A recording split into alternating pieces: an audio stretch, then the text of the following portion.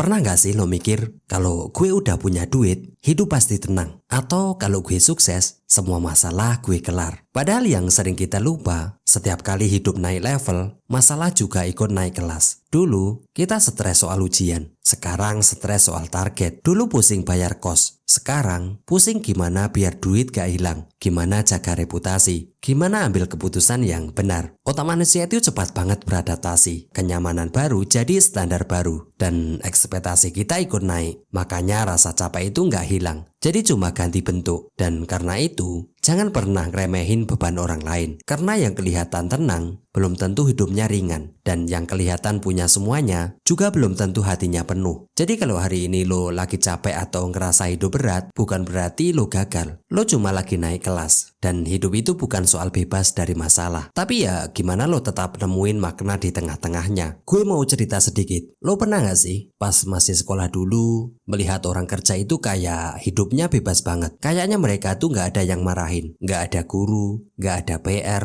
Bahkan pulang kerja pun sesuka hati. Tapi begitu giliran kita masuk di dunia kerja, kita baru sadar, oh ternyata capeknya beda ya. Dulu waktu sekolah, stres terbesar kita ya cuma satu, yaitu ujian. Takut nilai jelek, takut gak naik kelas, takut kena marah orang tua. Tapi sekarang, stresnya soal target kerja, tentang laporan, meeting dadakan, atau notifikasi yang bunyi di jam 10 malam. Tapi kita tetap harus buka. Dulu kita bangun tidur cuma mikir, aduh hari ini ulangan apa ya? Sekarang kita bangun tidur mikir, deadline gue hari ini apa ya? Chat dari bos udah dibales belum? Proyek bulanan udah aman belum ya? Jadi sama-sama capek, tapi levelnya yang berbeda. Terus, soal uang juga gitu. Waktu kita belum punya apa-apa, masalah kita simpel banget. Seperti gimana bayar kos, gimana bayar tagihan. Kita pikir, begitu punya uang, semua masalah bakal hilang. Tapi begitu penghasilan mulai ada, masalah baru justru muncul. Sekarang kita mikir, gimana cara jaga duit ini? Gimana cara biar nggak bocor ke hal yang nggak penting? Gimana jaga kepercayaan orang yang udah kerjasama sama kita? Gimana biar gue nggak salah langkah? Atau kalau yang punya bisnis dan karyawan, tentu tanggungan itu semakin banyak. Bahkan kadang muncul ketakutan baru. Kalau nanti gue nggak bisa mempertahankan ini gimana ya? Kalau gue jatuh lagi gimana ya? Lo lihat polanya. Capeknya nggak hilang, dia cuma berubah bentuk. Dari stres nilai ke stres reputasi, dari stres bayar kos ke stres mengelola keuangan. Dan kadang yang bikin kita kaget bukan masalahnya, tapi kenyataan bahwa ternyata level baru ini butuh versi diri kita yang baru juga. Tapi lucunya, waktu kita lihat orang lain di level yang lebih tinggi, kita suka bilang, enak banget ya hidupnya, udah punya semuanya. Padahal kita nggak tahu capek versi dia itu kayak apa. Dan yang bikin relate, semua orang sedang menghadapi capeknya masing-masing. Walaupun dari luar kelihatannya simpel, tapi pas kita datang sendiri ke tahap ini, kita ngerti ternyata bentuk capeknya cuma berganti. Nah sekarang gue mau masuk ke bagian yang sedikit lebih psikologis. Tapi gue janji ya, ini bukan kelas kuliah. Ada satu konsep yang sering banget dibahas oleh Daniel Kahneman, seorang psikolog dari Princeton, yaitu tentang bagaimana otak manusia bekerja, yaitu hedonic adaptation atau adaptasi hedonik. Bahasa simpelnya gini, otak kita itu cepat banget terbiasa. Hal yang awalnya bikin kita excited, entah itu bangga, senang, lama-lama jadi biasa aja. Makanya ketika hidup kita naik level, entah itu punya gaji tinggi, punya fasilitas lebih bagus, punya kenyamanan baru, otak kita cuma butuh waktu sebentar sampai semua itu berubah jadi normal baru. Dan begitu jadi normal, apa yang terjadi? Ekspektasi menjadi naik. Kita nggak lagi puas dengan yang kemarin. Kita butuh lagi yang lebih aman, lebih nyaman, lebih stabil. Dan di titik itulah stres baru muncul. Bukan karena kita tamak, tapi karena memang cara kerja otak begitu. Dia menyesuaikan standar untuk bertahan hidup. Gue kasih analogi biar gampang. Bayangin, lo lagi naik lift ke lantai 10.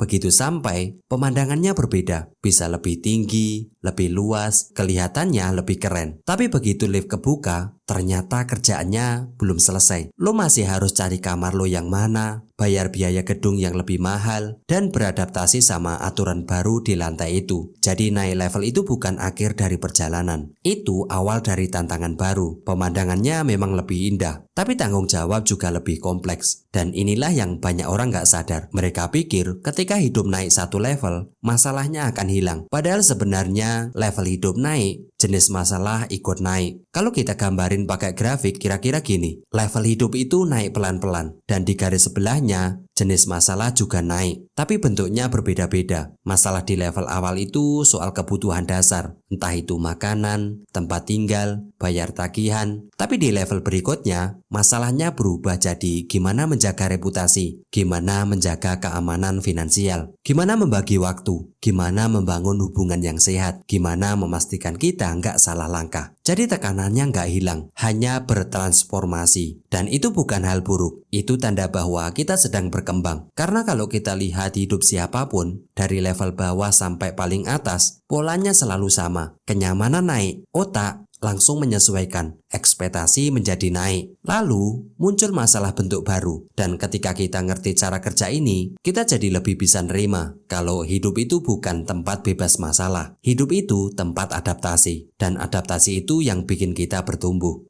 Sekarang gue kasih contoh beberapa yang nyata, bukan dari satu orang tertentu, tapi dari banyak cerita yang sering banget gue dengar dari orang-orang di sekitar kita. Kenapa? Karena kadang kita baru benar-benar paham kalau kita lihat bentuk nyatanya. Yang pertama adalah orang yang baru mulai berpenghasilan stabil. Coba bayangin, seseorang yang baru aja dapat penghasilan stabil. Awalnya, hidup rasanya lega banget. Bisa bayar kos, bisa bayar makan, bisa bantu orang tua, bisa nabung sedikit. Masalahnya level bawahnya jelas. Gimana cara gue bisa dapat uang? Tapi begitu masalah itu selesai, muncullah masalah level baru. Gimana ya biar arus kas gue tetap aman? Kalau nanti ada darurat gimana? Investasi apa ya? Ya nggak bisa rugi. Gimana kalau kerjaan gue tiba-tiba hilang? Lalu ketika dia mulai bantu keluarga atau tanggung orang lain, muncul lagi kekhawatiran baru. Kalau gue nggak punya apa-apa lagi, mereka gimana ya? Lihat, masalahnya berubah dari bertahan, lalu menjaga, lalu dari punya ke mempertahankan. Contoh kedua yaitu pebisnis kecil yang usahanya mulai naik skala. Sekarang bayangin, seorang pebisnis rumahan. Awalnya, dia jualan kecil-kecilan di dapur, pesanan teman, tetangga, atau orang di sekitar. Masalah level bawahnya itu sederhana. Gimana cara produk gue laku? Lalu, usaha kecil itu memang berkembang. Pelanggan makin banyak, pesanan makin masuk, exposure-nya naik. Dan begitu naik level, masalahnya ikut naik kelas. Sekarang dia harus mikirin, gue butuh karyawan. Tapi karyawan itu tanggung jawab nggak ya? Gue harus urus pajak dan legalitas. Kalau nanti ada komplain pelanggan gimana ya? Reputasi gue bisa rusak. Gimana caranya jaga kualitas kalau pesanan makin banyak? Gimana kalau tiba-tiba karyawan resign pas lagi rame-ramenya? Dulu capeknya itu cuma di dapur. Sekarang capeknya di kepala. Yang dulu terjadi secara spontan, kini harus terstruktur. Dan yang dulu cuma jadi hobi, kini jadi tanggung jawab yang nggak bisa seenaknya ditinggalkan. Ada juga contoh dari artis atau influencer yang terlihat sukses. Ini sering banget kita lihat di media sosial. Artis atau influencer yang di luar kelihatannya hidupnya glamor banget. Dia punya banyak follower, banyak job, banyak brand yang mau kerjasama. Dan kita sering mikir, enak banget ya hidupnya. Padahal di balik layar, masalah level atas itu bentuknya kayak gini. Waktu private hilang, komentar buruk dari orang asing setiap hari, tekanan buat tampil sempurna di depan kamera, rasa takut kehilangan relevansi, lembur sampai pagi demi konten yang harus tayang, perasaan sepi walaupun banyak yang memuji. Dulu masalah mereka mungkin cuma gimana cara gue terkenal. Sekarang masalahnya jadi gimana cara gue tetap relevan tanpa kehilangan diri gue sendiri. Dan itu jauh lebih berat daripada kelihatannya. Banyak orang yang di puncak justru ngerasain hal yang paling orang bawah pikirin nggak mungkin terjadi, yaitu merasa sendirian. Karena puncak itu memang tinggi, tapi di situ sangat sepi. Kalau kita lihat dari 3 contoh tadi, semuanya sama. Masalahnya nggak hilang, dia cuma berubah bentuk. Dari masalah soal bertahan hidup ke masalah soal kestabilan. Dari masalah soal dapat kesempatan ke masalah mempertahankan reputasi. Dari masalah soal terkenal ke masalah menjaga identitas dan mental. Dan setiap kali hidup naik satu level, jenis masalah yang datang akan sesuai dengan level itu. Itulah kenapa kita nggak bisa meremehin perjuangan siapapun, baik yang di bawah ataupun yang sudah di atas. Karena semua orang sedang menghadapi capeknya masing-masing. Oke, kita masuk di pembahasan alasan mengapa kita sering meremehkan beban orang lain.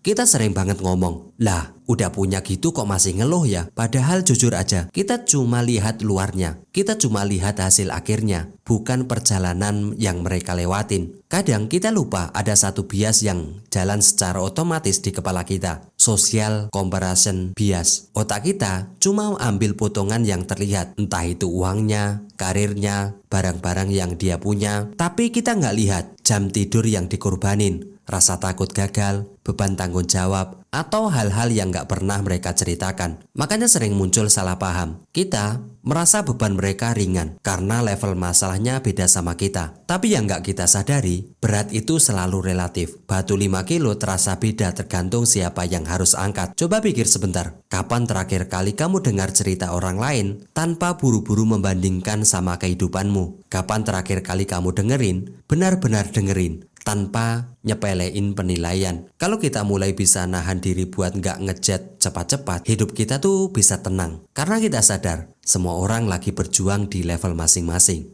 Oke, sekarang kita masuk di strategi praktisnya. Gimana menyikapi masalah naik kelas? Sekarang kalau kita sudah tahu bahwa makin naik level, makin ganti bentuk masalah, pertanyaannya adalah gimana cara kita tetap waras? Gimana cara supaya masalah naik kelas itu nggak bikin kita tumbang? Yang pertama adalah reframe masalah jadi tanda perkembangan. Pertama, ubah cara pandangmu dulu. Masalah baru itu bukan pertanda kamu gagal. Justru sebaliknya, itu bukti kamu bergerak. Coba latihan kecil, tulis 3 masalah yang muncul setelah kemajuan terakhir kamu. Misalnya, setelah naik gaji, jadi takut salah kelola uang. Setelah bisnis rame, mulai pusing soal stok dan karyawan. Terus tandai mana yang memang harus kamu urus sekarang, mana yang sebenarnya bisa ditunda. Ini bikin kamu sadar, nggak semua masalah harus diberesin hari ini. Yang kedua adalah jaga level dasar, yaitu kesejahteraan atau habits. Kedua, jaga fondasi kamu, karena yang bikin kita tumbang itu bukan level masalahnya, tapi hilangnya rutinitas dasar. Sederhana banget kok. Misalnya tidur cukup, olahraga ringan 10 menit, ada waktu hening sebentar. Kebiasaan kecil ini kayak jangkar. Mereka nahan kamu supaya nggak kebawa arus adaptasi yang cepat dan hilang. Yang ketiga adalah atur ekspektasi. Turunin ekspektasi yang nggak realistis. Nggak semua harus kamu sempurna. Latihan gampangnya, pakai prinsip cukup baik. Khusus untuk tugas penting, pakai aturan 80/20. Fokus ke bagian yang paling ngaruh. Percaya deh, kadang bikin kita capek bukan tugasnya, tapi standar kita sendiri. Yang keempat adalah bangun sistem, bukan cuma tenaga. Karena kalau level kamu naik, tapi sistemnya tetap di level lama, kamu pasti kewalahan. Contohnya, punya dana darurat, SOP bisnis yang jelas, delegasi tugas, template kerja yang bikin dipakai ulang. Sistem itu kayak rel kereta. Dia nahan beban supaya kamu nggak harus mikir dari nol setiap hari. Yang kelima adalah jaga hubungan dan batasan. Jaga relasi yang sehat. Tenang itu bukan cuma soal uang. Tenang itu soal waktu, soal energi, dan orang-orang yang bikin kamu stabil. Belajar bilang tidak, belajar set batas. Karena naik level tanpa batasan, cuma bikin kamu kebakar pelan-pelan. Yang keenam adalah terapi naratif. Tulis kisah hidupmu atau journaling. Misalnya, kamu lagi ada di bab apa? Lagi belajar apa? Tujuan jangka panjangmu apa? Menulis naratif bukan bikin kamu sadar. Masalah yang kamu hadapi sekarang itu cuma bagian dari cerita, bukan akhir cerita.